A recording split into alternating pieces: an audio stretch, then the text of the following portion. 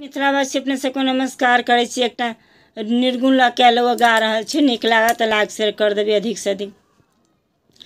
हमके तीन चीज मंगवाई दा बलम जी, तोरे से राजी ना हो।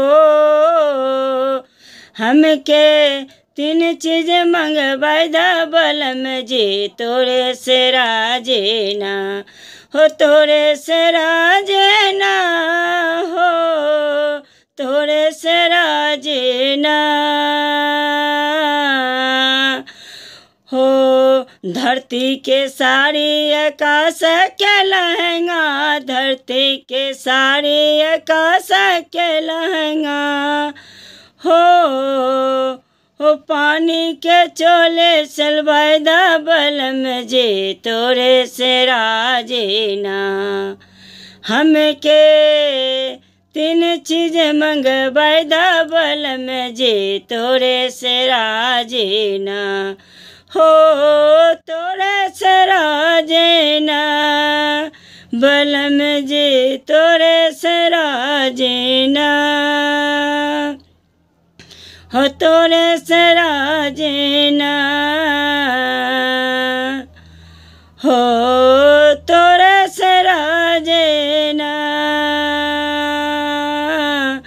हो। तारा के झुमका, तारा के झुमका चंद्रमा के बेंदे, तारा के झुमका चंद्रमा के बेंदे हो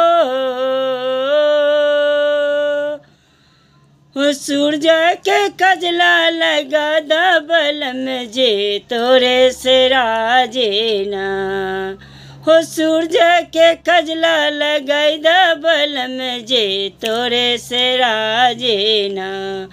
हमके तीन चीज मंगवाई दा बलम जी, तोरे से राजी ना हो।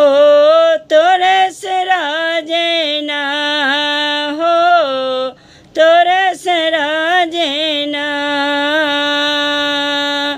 हमके तीन चीज मंगवाई दा बलम जी, तोरे से राजी ना हो। तोरे